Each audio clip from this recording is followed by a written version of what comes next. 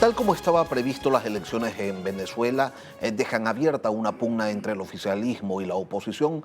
Tanto Nicolás Maduro como Edmundo González se proclaman ganadores, aunque el Consejo Nacional Electoral señala que contra todo pronóstico es el chavismo el que ha triunfado. Pero una cosa es la disputa del poder y otra distinta lo que pasa en las calles, con la economía familiar, en el día a día. Y es sobre ello que vamos a centrar el análisis con el economista Luis Fernando Ayala. Buenos días, bienvenido a Contacto Directo. Muy buenos días. ¿Qué es lo que económicamente le ha representado a Venezuela 25 años de chavismo, si pudiéramos resumirlo? Sí, lo podríamos resumir diciendo que le ha representado una contracción de más del 70% de su Producto Interno Bruto, llegando en el año 2012 a un pico de alrededor de 350.000 millones de dólares, a lo que es la realidad en el momento actual, una economía de alrededor de 100.000 millones de dólares. Estas cifras son importantes para ponerlas en contexto. Ecuador, que es un país de 17 millones, un poco menos de 17 millones de habitantes, tuvo un PIB en el año 2023 de alrededor de 110.000 millones de dólares. Venezuela, por el contrario, que tiene una población de aproximadamente 27 millones de habitantes, 10 millones de habitantes más que Ecuador, tiene un PIB que en el escenario más optimista, porque otro de los problemas que tiene la economía venezolana es la falta de transparencia en sus cifras, no llegan a los 100.000 millones de dólares.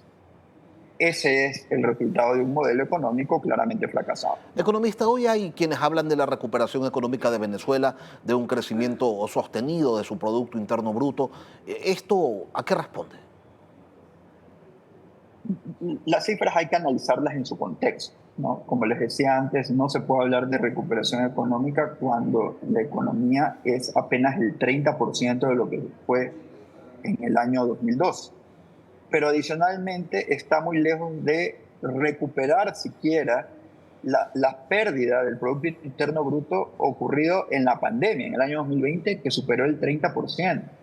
Efectivamente, el año pasado la economía venezolana creció a una tasa muy modesta, del 2,6%. Y este año también se esperaba una tasa de crecimiento de alrededor del 4%. Pero esas cifras, insisto, hay que verlas en el contexto de la magnitud de lo que se ha perdido como economía.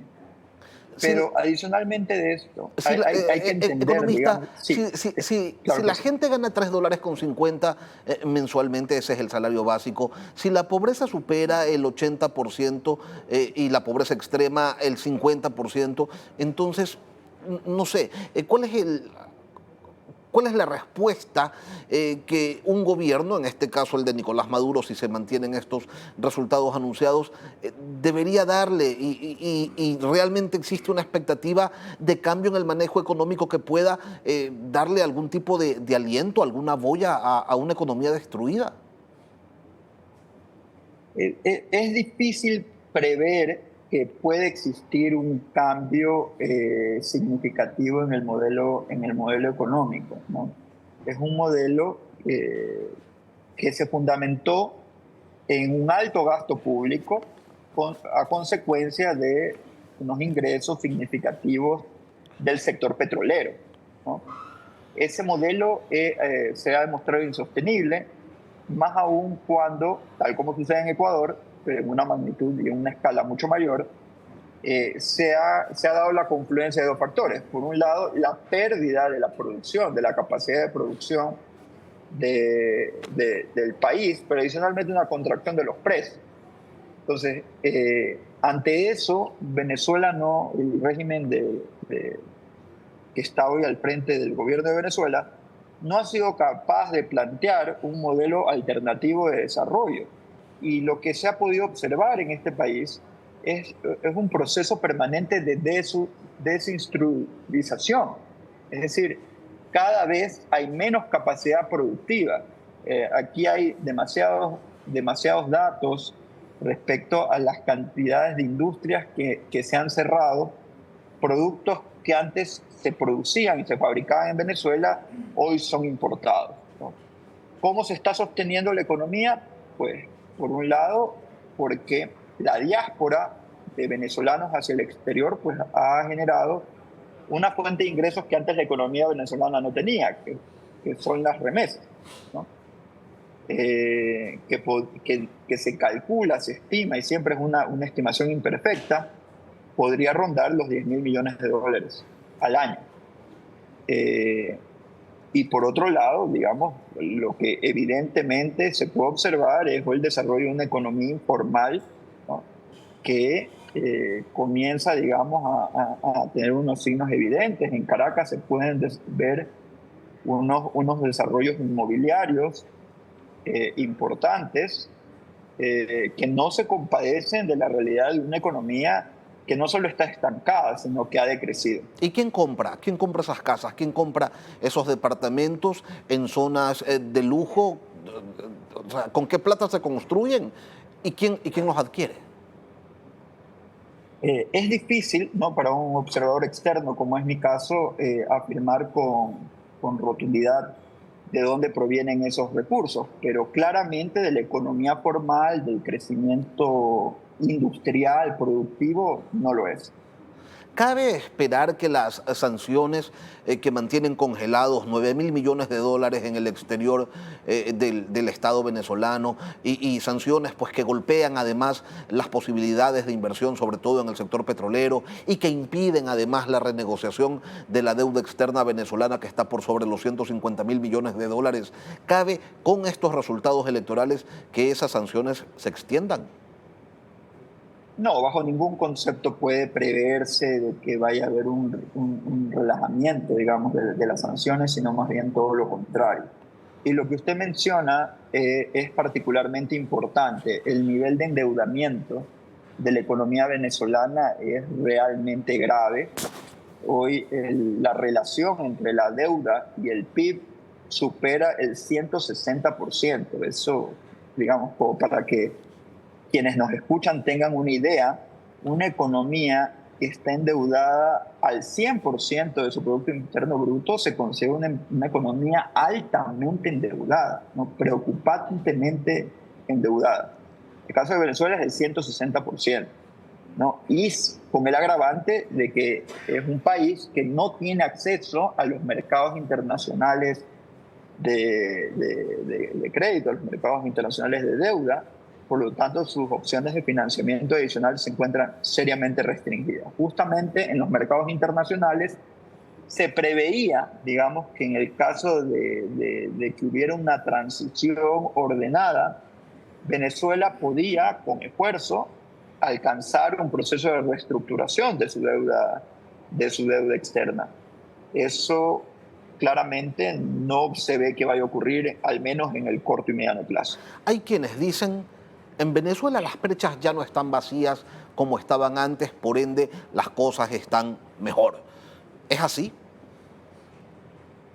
A ver, yo creo que definitivamente es mejor que las perchas estén llenas a que estén vacías, ¿no? Porque eso le da la posibilidad de acceder al menos a quienes tienen capacidad adquisitiva, versus una situación donde ni siquiera quienes tenían capacidad adquisitiva podían adquirir productos, ¿no? Esa es pero la situación es inclusive más dramática porque hoy las perchas están llenas, pero hay un sector importantísimo de la población que no tiene acceso a comprar estos bienes.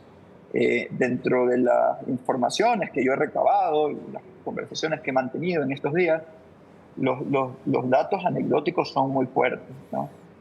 Hay un tema muy grave en la calidad de la escolaridad del sistema educativo público en Venezuela. Y esto se explica, me contaban, debido a que el salario de los maestros es tan bajo, ¿no?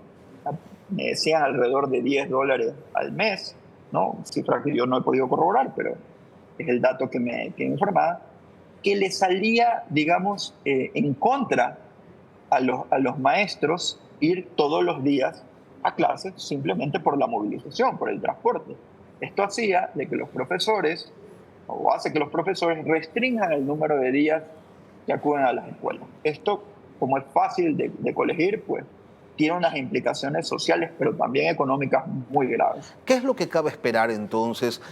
Una Venezuela que siga relativamente aislada de los mercados internacionales, anulada para el financiamiento externo y con ventas petroleras en recuperación, pero que no le alcanzan para empujar al país hacia la recomposición de los indicadores sociales más básicos. Sí, evidentemente Venezuela entra con el resultado de ayer en un terreno muy complejo, ¿no? Porque sobre todo lo que la economía, los sectores productivos siempre necesitan es estabilidad. En el momento en que sea un resultado electoral cuestionado, ¿no? Se generan muchísimas incertidumbres de lo que va a pasar, ¿no? Y evidentemente eso tiene como consecuencia una desaceleración en la inversión y por ende también una desaceleración en el consumo. Es decir, hay, digamos, un escenario muy probable donde la economía venezolana entre en una espiral descendente, de contracción. Y yo me atrevería a decir en estos momentos que hay elementos suficientes para pensar que esa estimación que se tenía de que la economía iba a recuperar el 4%, iba a crecer el 4% este año, francamente no veo cómo se vaya a cumplir. Y nosotros queremos agradecerle a Luis Fernando Ayala, analista político y económico, dirigente de Construye, quien desde Venezuela nos acompañó esta mañana aquí en Contacto Directo. Muchas gracias por la invitación.